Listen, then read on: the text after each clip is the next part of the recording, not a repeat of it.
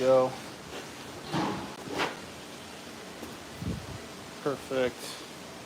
This is Mr. Cosmo Kramer. Let's see if we can get a good filter on here. Hey.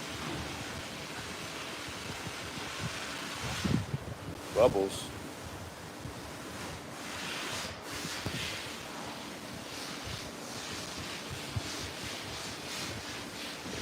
Okay, buddy. Alright, let's get that out of there. Go. Alright, this is Mr. Cosmo. I'm just going to say he's named after Cosmo Kramer. He's kind of a goofball, so that matches and matches his personality. So far, he's just been kind of up in my business. As soon as I came up to the front of the stall, he was kind of sticking his head through the stall fence and just like, hey guys, what's up? Kind of goofy. But I did just take him away from his lunch, so we'll see if he's willing to cooperate with me. He'll be pretty good. He doesn't have any major complaints with him. He's been off for a little while, so if they want to get him back in shape and make sure that he's feeling good. Hello, Jackie. Freedom, is that freedom? Probably not. It kind of looks like freedom. These are probably my favorite horses to work on. You know, the ones that they're not experiencing problems, but you know, the owners just want to make sure that they're feeling good and working well when they're in training. And that's always super important, right? Because if they're not feeling well and moving well and they're being asked to work hard and train hard, you know, they're probably going to come up short. They're not going to get the most out of their training. And, you know, you're working in a situation where the owners really care about the horses, which really makes my job a lot easier.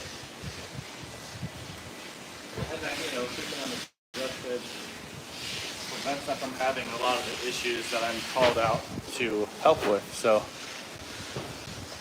hey, Daniel, his name is Cosmo, like Cosmo Kramer.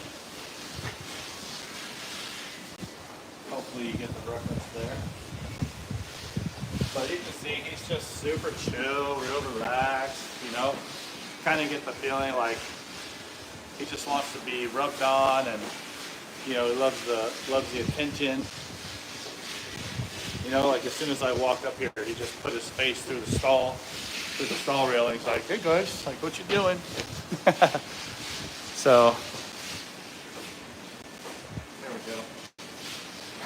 Well, I don't usually talk about the whole getting kicked situation.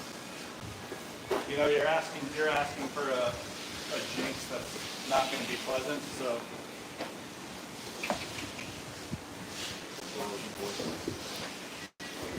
but you know, it's one of those things. You work on horses long enough, it's bound to happen. But I'm not gonna tempt the gods. So just leave that one where it is. Good boy.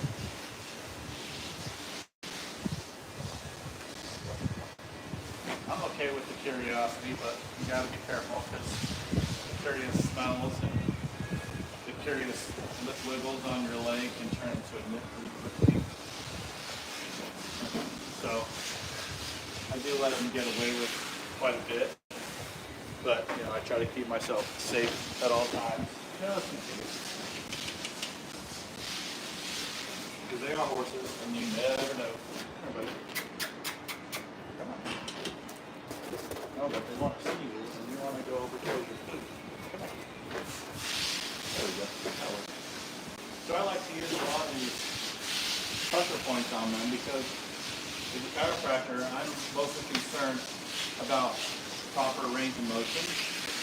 So I want to make sure that when I hit these pressure points, that they're able to move properly throughout the entirety of their range of motion. And I don't want to see their heads coming up and their ears going back and, you know, any type of pain response.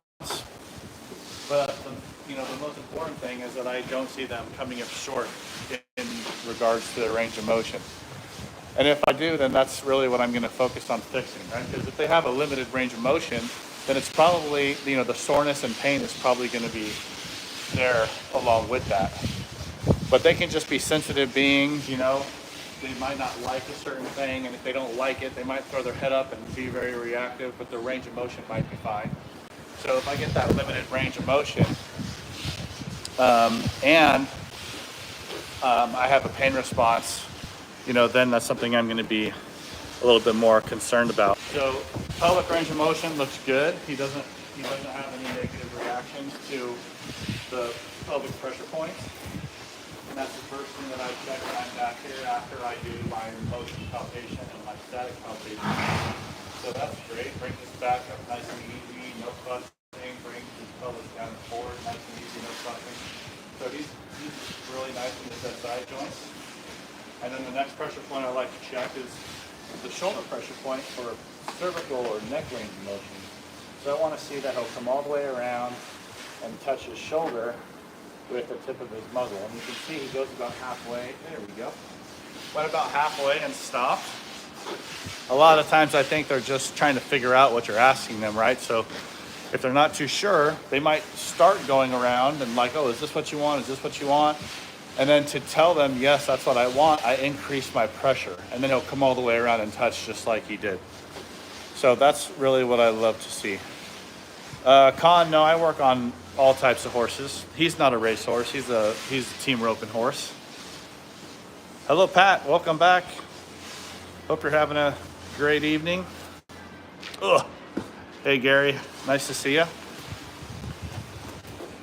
All right, so I always compare side to side, so I'm going to have to go around and touch his left shoulder and see how he does going that direction. So you can see he starts and then stops, so I'm going to ask him with a little bit more pressure. Boom, comes right around, no problem at all. Again, I think with these guys, most of the time, they don't really know what you're asking, so you just have to, try to be kind of obvious with them and then convince them to do what you're asking them to do.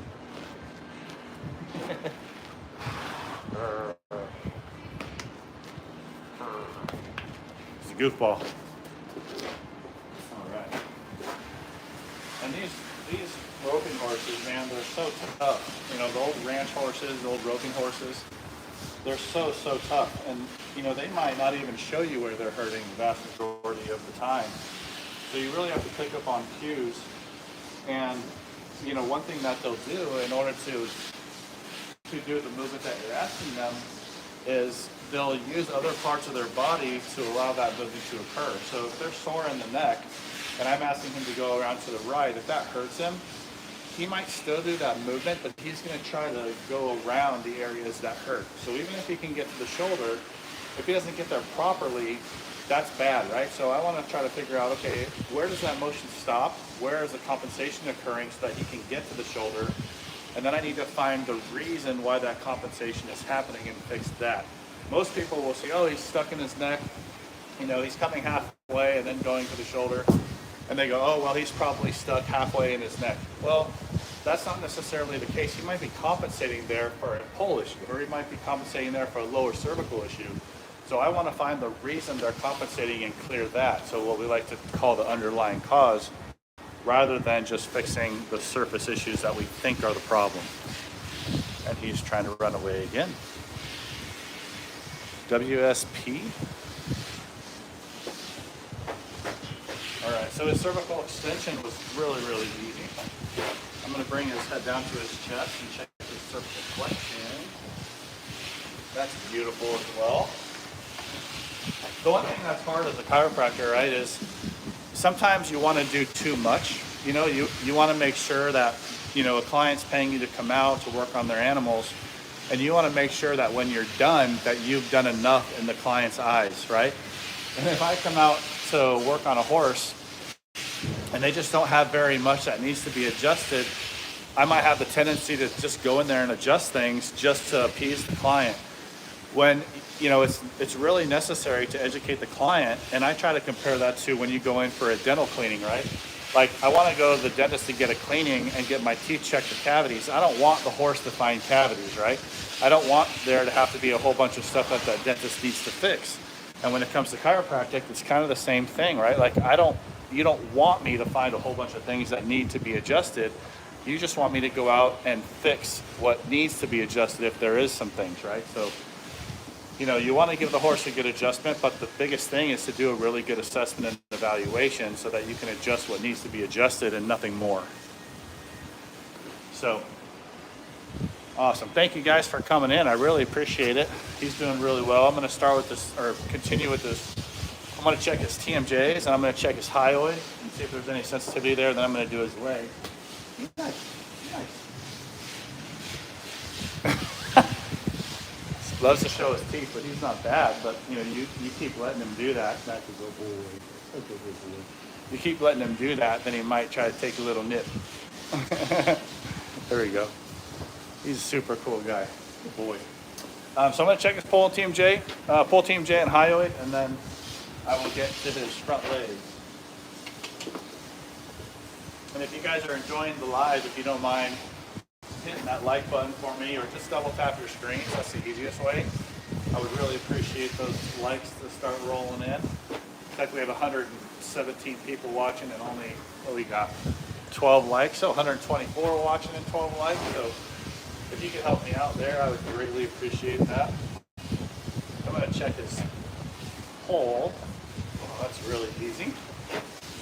And I'm going to check the other side.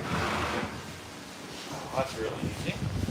So that's all I'm looking for. Easy, hard. Easy, hard. If I have easy on the left and hard on the right, then I got an imbalance and I got a problem.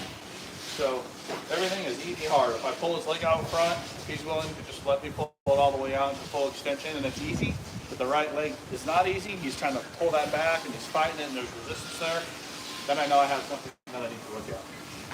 Super simple. All right, so let's check this TMJs, which I can almost guarantee you're going to find. No pain there at all. Let's check this side. No pain there at all as well. So if I have a pull, and the pull is the base of the skull and the first cervical vertebrae, it's called the atlanto-occipital junction. That's the nerdy term. But if I have a pull that's moving really well and he's not sensitive up there, 9 times out of 10 he's not going to have any sensitivity in his TMJ either. But it's still a super important area to check.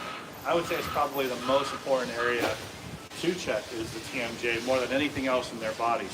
Yes, more so than the pull. And that's for a neurological reason. All right, so I always check the TMJ, and then if the TMJs are fine, then I'm probably not going to have any sensitivity at the hyoid either, which I do not. And guys, once again, if you guys don't mind hitting that like button for me, just double tap your screens. I would greatly appreciate that. Do it for Cosmo. Likes and shares and all that are so helpful to us as creators on YouTube. So if you don't mind just taking a quick quarter of a second, double tapping the screen, I would really appreciate it. Good. That's good. All right, let me check his front legs. I'm going to pull this one straight out front. Well, first I'm going to pull it out to the side. So this is called abduction. Abduction. He's kind of fussy with this. There we go. There's 2 releases in the wither. Just kind of pulling this out there. That could have also come from the scapula. Some adhesions in the scapula. Oh, there we go. So this is abduction. And abduction is basically taking the limb away from the midline of the body. All right. So if I bring the leg towards the center line like that, that's called adduction, adduction. And if I pull the leg away from the midline, that's abduction. Whenever you're stretching a part of the body, obviously you're not stretching the muscles that do that job, right? So if I pull the leg away, right? So if I pick up his leg and I pull it away from the body, then I'm stretching the muscles that bring the leg towards the midline of the body, which would be the pectoralis muscles, right? The deep pec, the pec major. It would be working on those muscles.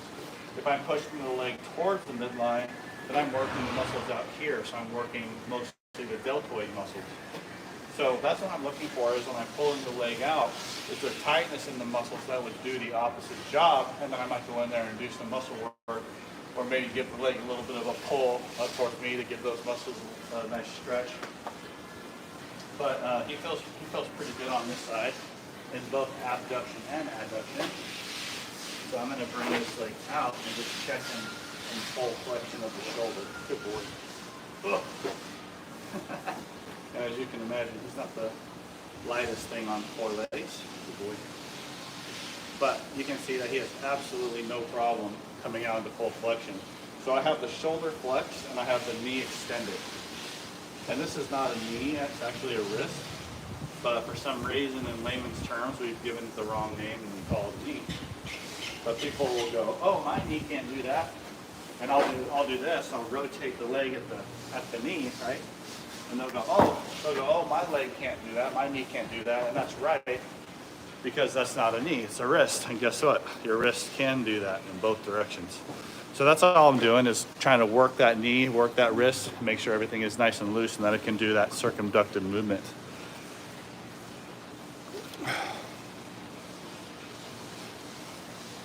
Awesome. Thank you guys. I appreciate all 5 of you that hit that like button for me. All 5 of the 127. Honestly. All right, cool. Well, I'm going to bring this guy's right leg out forward. And we'll check this along with the left side. Just kind of compare again side to side. Okay. There you go. So again, I know he can be curious and bring his mouth over, but you know, you got to be careful with that, because they will at some point try to take advantage of that. And you know, you want to help the horses and get them all adjusted, but number one is your own safety. So you got to be aware of the kicks, and you got to be aware of the potential bites, and try to mitigate those risks as much as possible. Even though you love the horses, and you know they love it most of the time, you got to be careful. Right? He's probably 1,100, 1,200 pounds. So you know, you have to get it in their heads early on that you're in charge, because otherwise they'll figure out that they can stop, they can boss you around, and then it goes up to calling.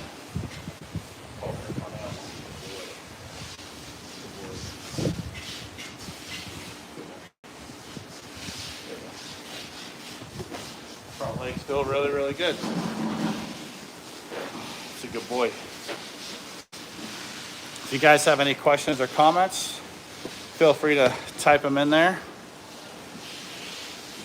Why do I move the rope lead from side to side? Like from one side to the other as I'm moving around? Is that what you mean, Phyllis? So like if I'm over here, I'll bring the lead this way.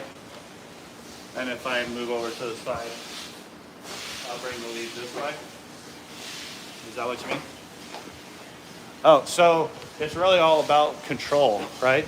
So if I'm working, let's say I got the lead rope over here, right?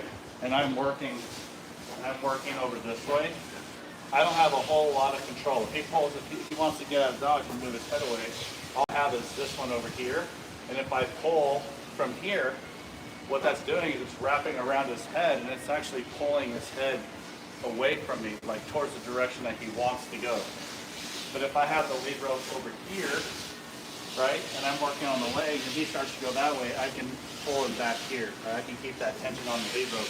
The other issue is if I have the lead rope over here, and I'm working on his leg, and I'm like this, and he tries to yank it away from me, I'm not going to be able to reach that, right? I can hardly reach it when he's not fighting me. So I want the lead rope on the same side that I'm working on, so that I have something to grab a hold of, and if he pulls back, I can grab either this or I can grab this, and it just keeps me safe. So I always try to move it from side to side so that it's on the side that I'm on. Yeah, anytime. Thank you for the question. See those likes ticking up, you guys. Thank you so much. All right, so I'm going to check his hind legs, see what we got back here. I Again, he's been super chill, super quiet, but you don't want to get complacent because that can get hurt. So, you know, it's like that client that tells you, "Oh, my horse never kicks or never bites." You know, when you let your guard down because you take that kind of stuff to heart, that's when you get hurt. So I still assume, okay, this guy, you know, he could still bite, he could still kick, even though he's been real kind and real nice.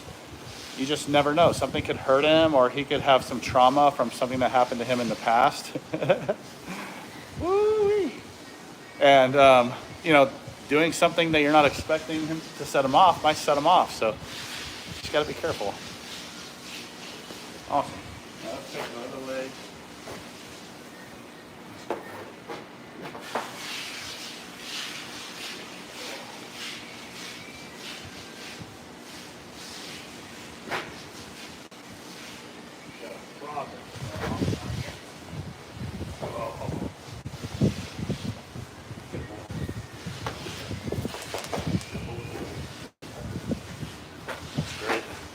So I'm going to give him a nice little TMJ stretch here, and then I'm going to move over to the other horse that I have to do. Move him over a little bit.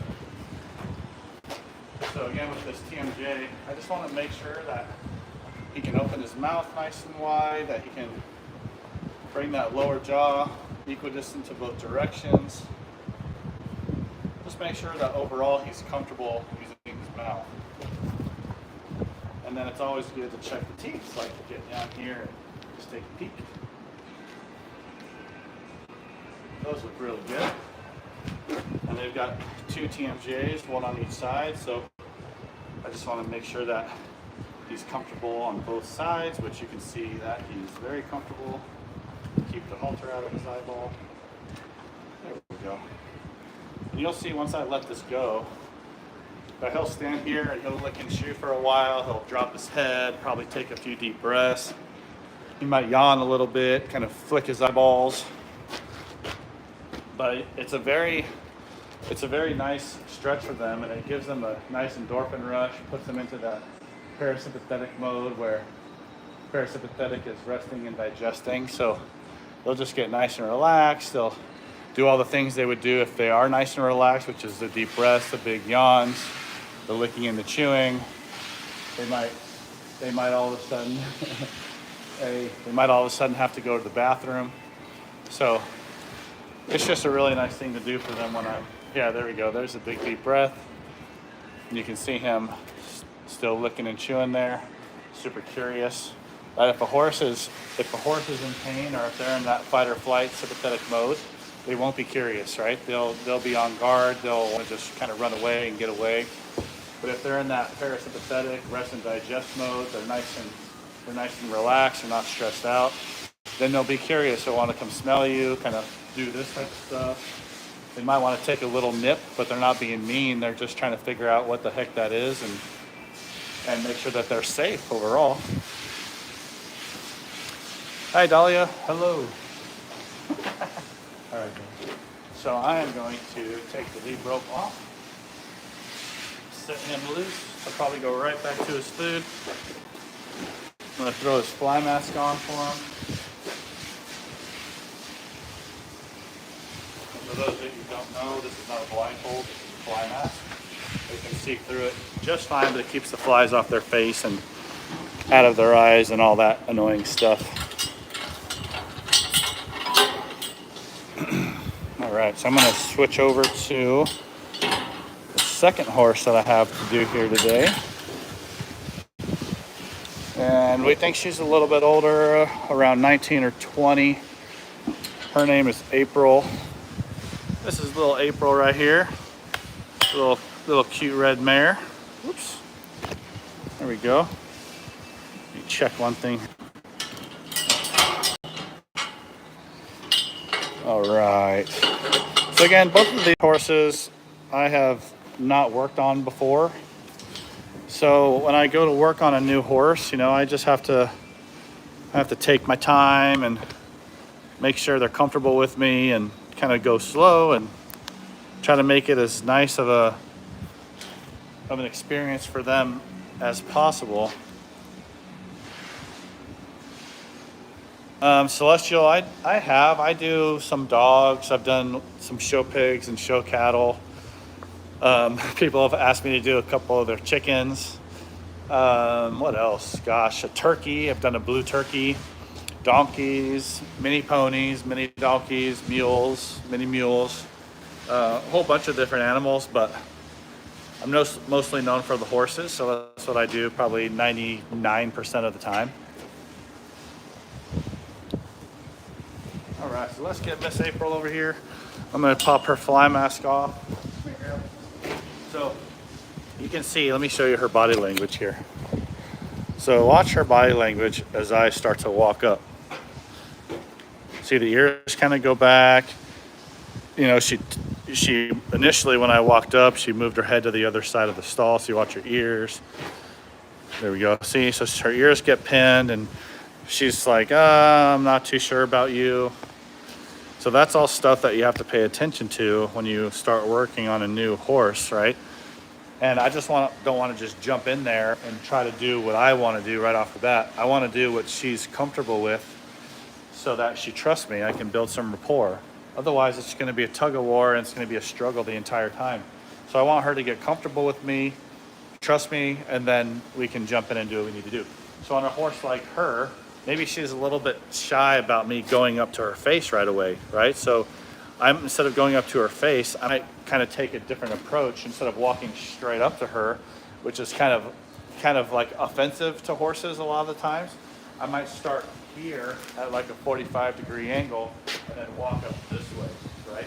And if she moves her head away again, then I might choose a different path. So she does turn her head away a little bit, but not a whole lot. So I might try to come up with her from this way, right? Maybe the hind quarter, come up this way, maybe start rubbing her back, right? See that? So she's not too sure about me, so I'm just gonna kind of take my time. I'll go nice and slow, just trying to get her comfortable with me. Good girl, good girl, good girl. All right, she's got some arthritis, she's got some arthritis in her neck right there. So just kind of coming up to them and giving them some like light touch like this, just being as inoffensive as you could possibly be, getting them to drop that head, flatten the ears out, just kind of gain some trust a little bit. And you can see she's really defensive. It's okay, sweetie. Good girl.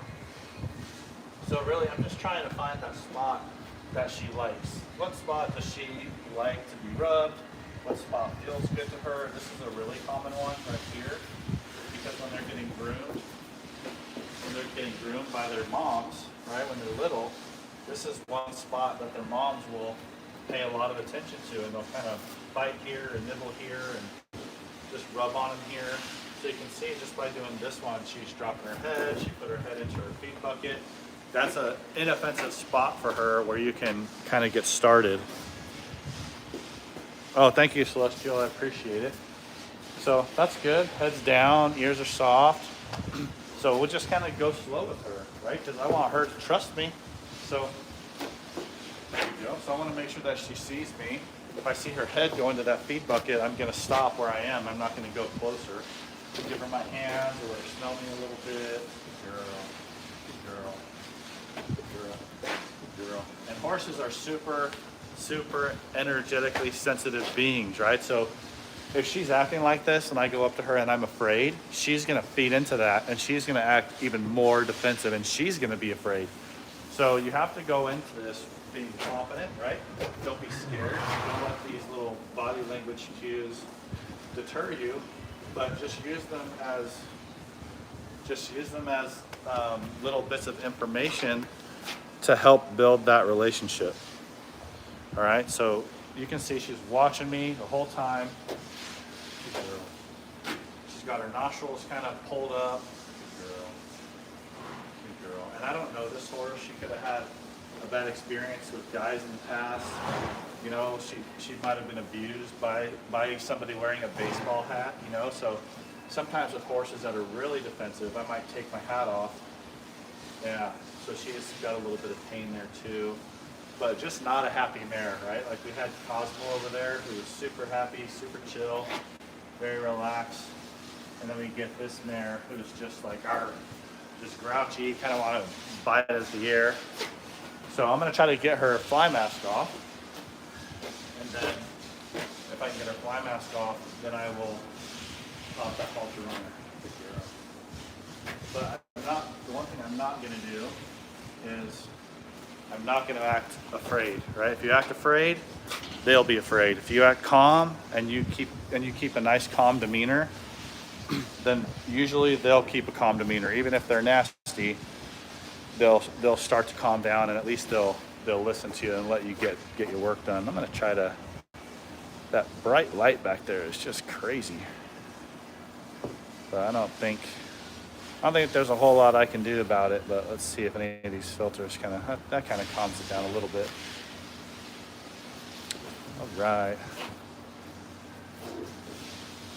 Oh, thank you, Nicole. I appreciate that. That's really sweet of you. What are we doing? What are we doing? Huh? What are we doing?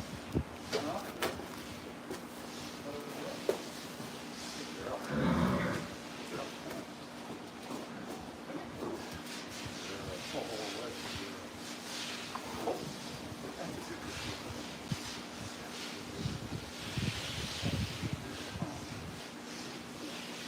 So how sweet is that? Like how honoring is that when a horse that clearly is nervous and is just really unsure about what's going on just lets you walk up and put the halter on. I mean, that type of stuff is just like amazing. Good girl. I mean, you could see initially that she did not want me to be up there rubbing on her, but she's going to let me put a halter on her. Very crazy.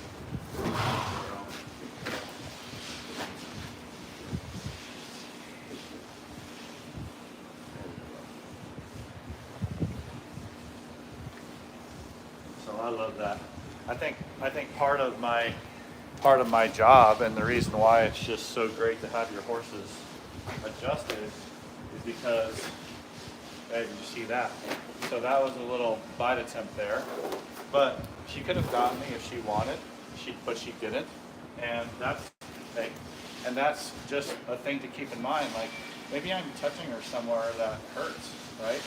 Or I'm just doing something with her that she doesn't like, and if I can figure out why she doesn't like that, and I can take that temper away, right? Because I'm helping her feel better, then that's huge.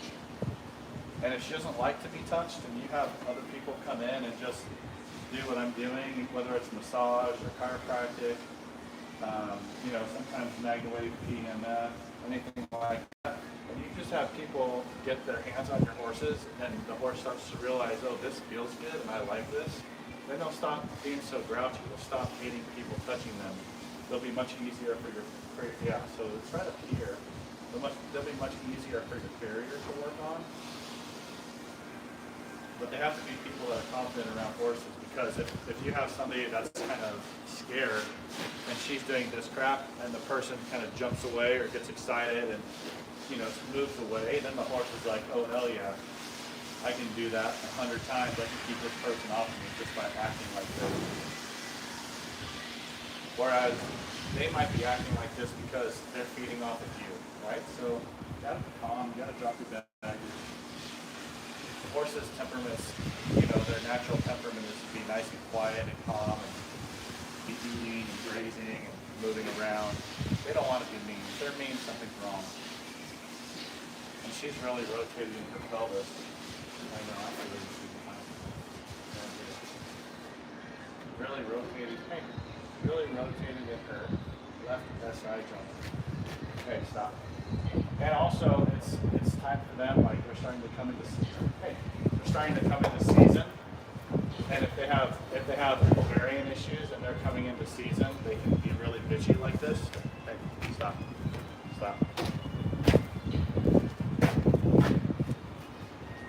And you can see if I'm up here, right? She's not bringing that mouth into me. Like, she knows better. And it's not because of me, it's because whoever has properly trained her has done a very good job in keeping her mouth away from them. But when I go back here, she might see, when I go back here, then she starts getting a little bit more aggressive with it because she knows, right? She knows she's got more room to play with. But if I'm right up here, see that? This is my space, right? This is not her space, this is my space. So you got to make sure, that the horse knows that you're in charge of this interaction. That was a little tap on the beat there because she's getting a little bit too brave with that. But if you watch a herd of horses, they don't go, oh, will you please not kick me? Oh, will you please not bite me?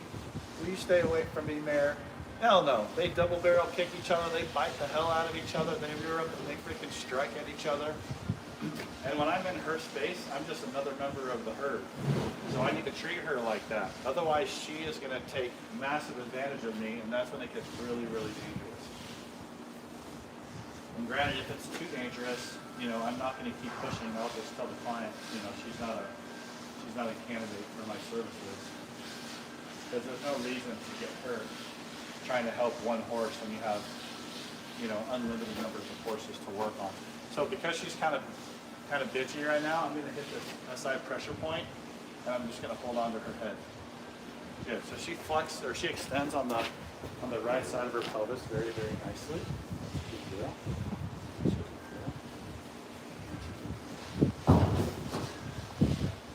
And the other thing too, if they're really bitchy and kind of nippy and they're trying to bite you like that, the other thing to do is just take control of their mouth.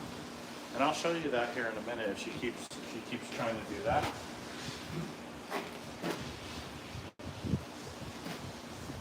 Keep your head over there. Alright, so if I hit this pressure point on the left, good. Much, much better. Initially when I hit this pressure point, she came around like she was going to bite. So I want to make sure that she's not going to do that. So this is pelvic flexion on the right side. Very, very comfortable and very tolerant for that. And then we're going to do pelvic flexion on the left and keep hold overhead again. So this is pelvic flexion on the left. Very tolerant with that as well. So if I could, right, the best position for me to be in while I'm doing that is on both sides of the hind end, right? I want to be reaching around that butt and getting both sides of the pelvis to rotate at the same time. But I'm not going to risk my safety and risk getting kicked by doing that. So I'll do one side at a time and then see if she's okay doing that. And when she is, see that? If she is, then I might go back there and do both sides at one time. And you can see, like, she's kind of bitchy when I there. That's a good girl. That's a good girl. That's a good girl. She's kind of bitchy when I toss the lead rope over her back. Watch. Oh, that was bad. That was bad. Let's try the other side. Oh, that wasn't too bad either. Maybe it was just a coincidence. All right, so that looks good. So I'm going to rotate her around to her shoulder, and I'm going to see if she'll come down and touch where I'm pushing. Good girl. There we go. Good girl. That's good. That's good. That's good. That's good. So you can see, like, she's letting me get all up on her now. She's not being too bitchy. But again, I'm still keeping my guard up a little bit. But I want her to know that she's doing a good job and that, I'm here to help her, not trying to hurt her in any way. Girl. Sometimes these horses that are just a little hot or just a little grouchy, sometimes they can become your favorite because, man, you can come up to these horses one day and they're just bitchy and hot and trying to come around and nip you. And 2 or 3 appointments later, they'll come meet you at the stall and, they'll be super happy to see you and they'll just be nuzzling you because they'll remember, oh, that's a good girl. Because they'll remember how you treated them. They'll remember that you made them feel good, right? You gave them space. Oh, that's a good girl. Good girl. But if you pressure them, you don't respect them, you don't respect what they're capable of, man, You will not have a happy horse. That's for sure. Gotta respect them. That. Good girl. Good girl. Girl, get that shit out of your eyes. Good girl. There we go. And that goop and all that nasty shit in their eyes, it just has to feel so good when you get that off of there for them. Oh, that's good. Get that out. And most horses absolutely love it when you rub them around their eyes like this. Like this is just one way to calm the horse right down. If they have a good head on their shoulders, you know. Sometimes they just won't get it and they're just mean and nasty. You can see, like, I can rub her eyes and she's keeping that eye closed and it just feels really good, right? Like, you're not going to hurt them, right? That you want to know, let them know you're not going to hurt them. Look, got some licking and chewing going on. She's like, oh yeah, this is awesome, girl. But still, I know she's capable of going, arr, like, arr. Like a cat when they're just done. She might reach around and try to get a little piece. Yeah, she's super calm.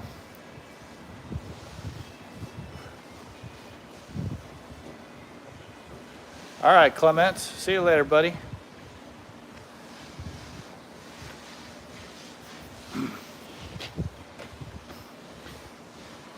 Yeah, sleep in the eyes. That's right. That's what my mom used to call it, sleep, removing the sleep. Yeah. There we go. Good girl. So see that? Her ears are nice and soft. Her face is nice and soft. Her head is nice and low. You know, we're starting to stimulate that parasympathetic response, that rest and digest response. And this is just what I love to see, especially in a pissy mare. So you can see that little reaction there when I put my arm around her. But, you know, you just got to let her know, hey, you don't need to be on guard, right? You don't need to be on guard, right? I'm your buddy. I'm your buddy. That's right, just like that. Just stay with it.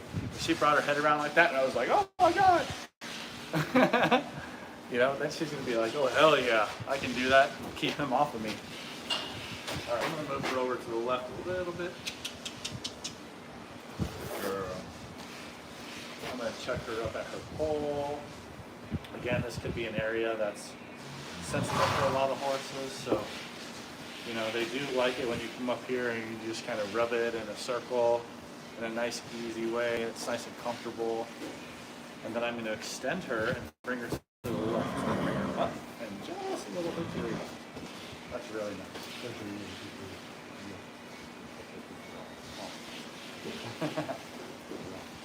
That's really nice. She's comfortable on the left side. And then I'm going to do the same thing here. So I'm just going to lift her head, bring her out to the right, and just apply a little pressure. She's super happy there. And then I'm going to try this left side one more time. So I feel like that right side was quite a bit easier than the left. So let's see. There we go. Good girl. Good girl. She's like, whoa.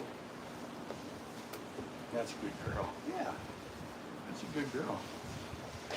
So you can see that she went back a little bit, like, holy crap, what was that?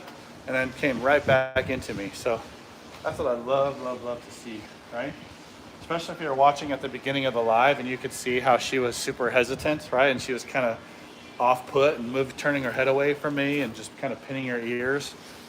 So for a horse to do that after an adjustment and just come right back towards me is pretty sweet.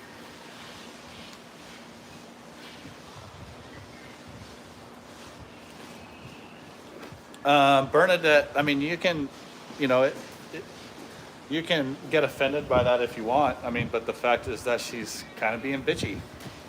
You don't have to watch if you don't want to. I'm not trying to offend anybody, but that's just the case. If I had a gelding that was acting this way, I would say he's being bitchy. I mean, being bitchy is just their behavior, right? It's like she could be being bitchy for a really good reason, like I was talking about earlier, ovarian pain, or some type of abuse that she sustained in the past or whatever.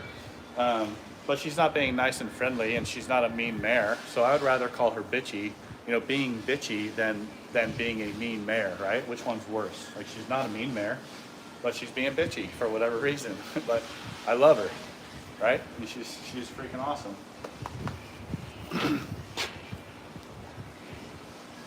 Yeah, exactly, Pat. I mean, that's the biggest thing, right? Like you get them comfortable and you get them feeling good, and they don't have to be guarded, right? They can just be nice and relaxed and sweet, which is their natural state. Yeah. I mean, I would say, hey, if that gelding was being a jerk, I'd be like, man, he's being an asshole, right? I'm not saying he is an asshole. I'm not saying she's a bitch. I'm just saying the behavior is bitchy or the behavior is that of an asshole. It's just the way it is. Stop being so sensitive. All right, so I'm going to bring her head around to her shoulders one more time. That's a good girl. And that's because I worked that pole and I want to make sure that her range of motion is really good for both shoulders. Right? Because sometimes you clear something out that wasn't comfortable or that was restricted. Good girl. And now they can move around much better. And you'll notice that initially when I did those pressure points the first time, she kind of went around about halfway and then stopped and then went the rest of the way. And now she's like, boom, oh yeah, boom, oh yeah. Even though she's not very happy with that pressure point being pushed on, she's still perfectly happy standing here and not trying to nip at me or being rude. Awesome. Thank you guys for those likes. I really appreciate it. If you can help me get those up just a little bit, I would be so thankful. So I'm going to bring her head down towards the chest a little bit. That's a good girl. Good girl. Oh, that's nice. That's nice. Good job. Good girl. That's nice. So I'm going to give her her space a little bit, let her deal with that one. That was just a nice pole flexion adjustment there. Thanks, Jock. Appreciate it.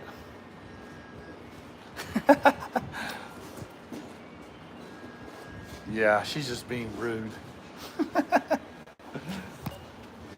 I mean, the crazy thing about horses, and what's pretty amazing about them, if you understand the horse's brain, if you've ever seen a horse's brain, they have a very, very, very small prefrontal cortex. And if you're familiar with neurology at all, that's where upper level decision making comes into play, right? Like somebody will say, oh, my horse, every time he comes out of the stall, he acts lame because he doesn't want to work. That's an upper level thinking processor that would occur in a well-developed prefrontal cortex, which they don't have, right? They have a big sensory motor cortex. They have a huge cerebellum relative to the rest of their body. Cerebellum is the part of the brain that controls balance and coordination. And what's really interesting is they have a huge amygdala relative to the rest of their brain. And if you're familiar with the amygdala, amygdala means almond, and that's because it's shaped like an almond. But the amygdala is where the fight or flight response comes from. That's where when they process information and they become scared or they see something and it frightens them, that's because that amygdala is kicking off and it's going to control their natural response. So their fight or flight mechanism is a huge part of their neurology because that amygdala is so large. And they don't have time to sit there and think about it. Like, it's not something they're going to go, oh my gosh, I'm scared, what do I do? It's like, oh, scared, I'm out of here. Like, oh, scared, I'm going to fight. And if she's behaving poorly, like she's trying to bite or she's trying to kick, that's because she's in what's called a sympathetic overdrive. And sympathetic overdrive is that fight or flight response just controlling her neurology. And so as a chiropractor, I'm trying to take that fight or flight response and kick it down a notch by ramping up the parasympathetic rest and digest response. So if I can do a lot of work at the pole, I can do a lot of rubbing, I can rub the eyes, I can massage the pole, I can get her to stretch and work that TMJ, I can get the lumbosacral area or her very low back to engage and move that around a whole bunch and get the muscles that control the SI joints to stretch. I'm going to really ramp up that parasympathetic. I wouldn't even touch anything mid-back, right? Look at that. When I bring my hand over her mid-back, look at her head come up. Look at her ears go back. Look at her eyes get big, right? You probably don't want to touch this mare here, right? Look at her body language.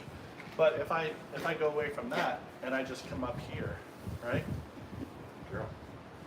I just come up here and just give her a minute. Girl. See, just by going back there and putting my hands on her mid-back, she's like, screw off, buddy. So I'm going to give her a minute, let her down regulate right there.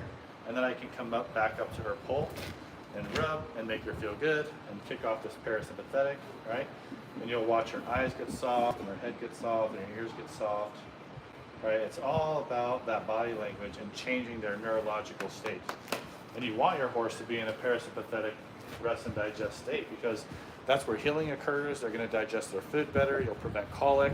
If they're always in that sympathetic state, when they're in that sympathetic fight or flight state, their body literally takes the blood away from their digestive organs and away from their internal organs, and it sends it out to the skeletal muscle because neurologically, physiologically, that horse is preparing to either fight or run away from danger, right? If there's something that they're scared about, if the tiger is chasing them, they're not going to sit there and digest their food. That digestion is going to stop, and all that blood that's being used to digest the food is going to go out into the skeletal muscle so they can have all that oxygen in their muscles to be able to fight or flight, or fight or flee.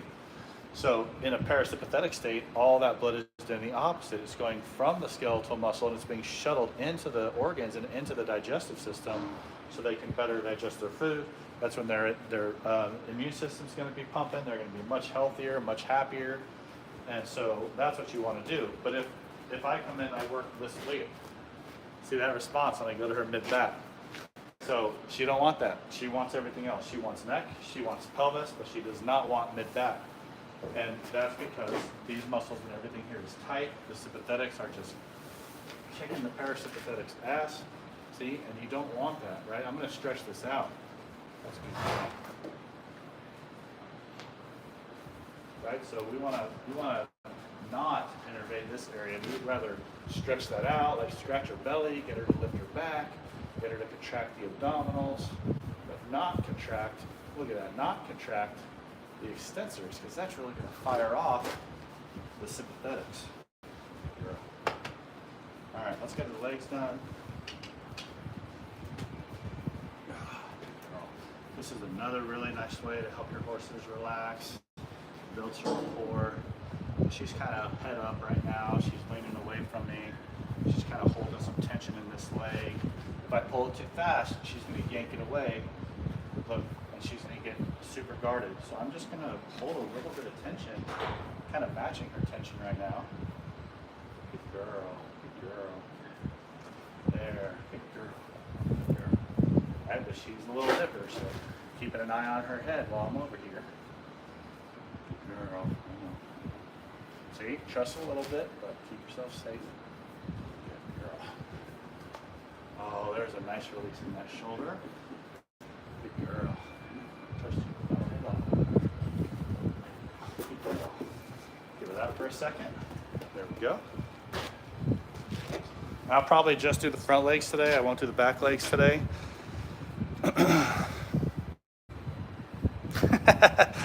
Medulla oblongata, yeah. Oh, thanks, Nicole. I appreciate it. I just think, like, a lot of times horses are just misunderstood. There's no reason to be scared of them the vast majority of the time, but a lot of people are. Thanks, Thunderwolf. Appreciate that. That's a good girl. See, now she's calm and relaxed, and she's ready for the next side. So I'm gonna go check this side. Let's see. Woo, she has a huge old injury back here. My goodness. Wow. Looks like she may have, at some point in her life, gotten caught up in some barbed wire. Oh, there we go. And she has a big scar along the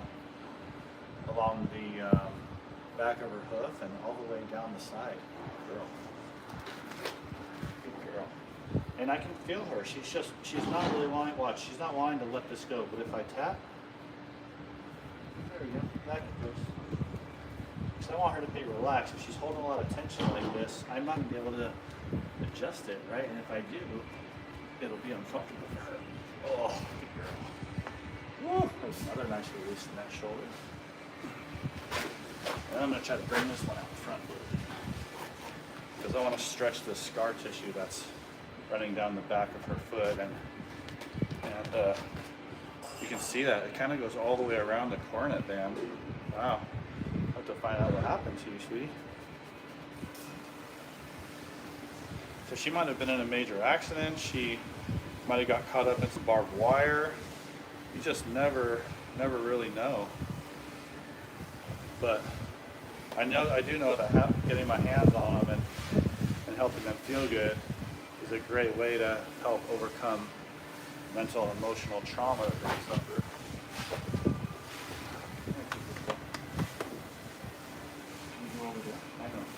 Now she's curious, which is great.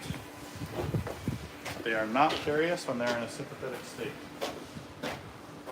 Right? They're not going to go up and smell the flowers when they're being chased by a tiger. So if they're looking nervous and they're in that fight or flight, I'm going to give them time to get out of that and come into that parasympathetic, or do something with them to help them get into that parasympathetic. So this is great, right? Like when I started with her, and even when I was going up to her initially to pet her, before I got started, you wouldn't think that there's any way that she would eventually let me do this, right, without trying to bite. But if you're just patient and just communicate to them that you're not there to hurt them, that you're trying to help them, they pick up on that super quickly, and then they're like, okay, this is awesome. Good girl. She's really putting a lot of weight into this stretch. That's why I'm holding it for her a little bit. It clearly feels good to her. Good girl. But she doesn't like when I come back, so I'm going to keep an eye on her on this side, right? See? Something about this side in particular. There you go. That she's really guarded with. Good girl.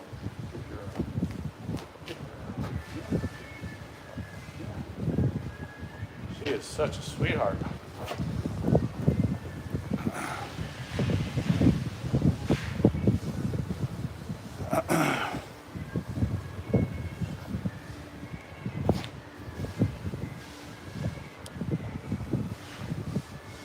Yeah, I mean that's a common assumption with people that are scared, right? I mean, that's great that you admit that you're scared, but it's your fear that's causing you to think that they can never be trusted. I mean, I work on thousands and thousands of horses, and I stand behind them all day, every day. You know, I've never ever been kicked by them like that.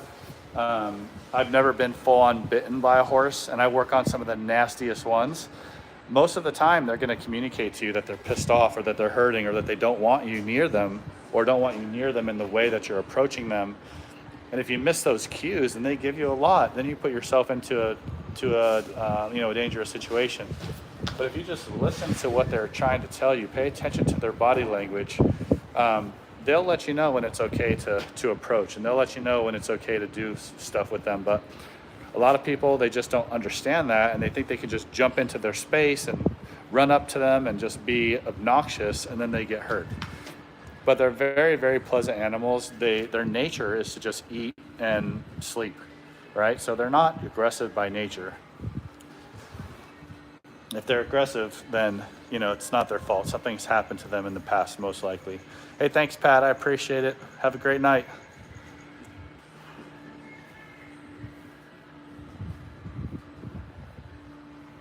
Nancy, what?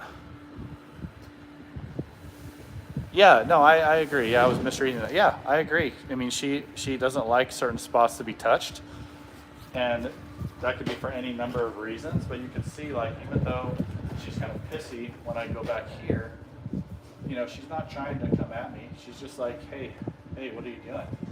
And if I just stick with it and just kind of slow my touch and just make it more comfortable. This could be primarily because, people mount their horses from the left. And maybe she's like, oh shit, he's about to get on me, right? But if I just stick with it, look, girl. If I just stick with it, look, heads drop, ears are flat. All that fake crap, when she comes around and she's like, arr, right? That's all fake, right? That's just a defense mechanism. But look, that goes away with proper handling. So awesome. All right, well, I'm gonna disconnect the lead rope and actually just the lead rope and halter combo. I'm gonna take the halter off. Good girl. Let her go, wrap her up. Hello from the Netherlands. I don't know how to say your name. George? Get her to smile. I don't know if I can do that one. Yeah, hey, whatever keeps you comfortable, you know? Horses definitely aren't for everybody, that's for sure. But look, see? Now she's out going pee. That's an absolutely awesome response. Anytime they go pee, poop, eat. There we go, she's looking for some water. She'll probably come over to her food and start eating again. Yep. So that's awesome. All right, guys, I am all done here. Thank you so much for sticking with me and watching. I really appreciate it, and I hope to see you on a future live. Thank you, Nicole. Appreciate it so much. Have a great night, everybody.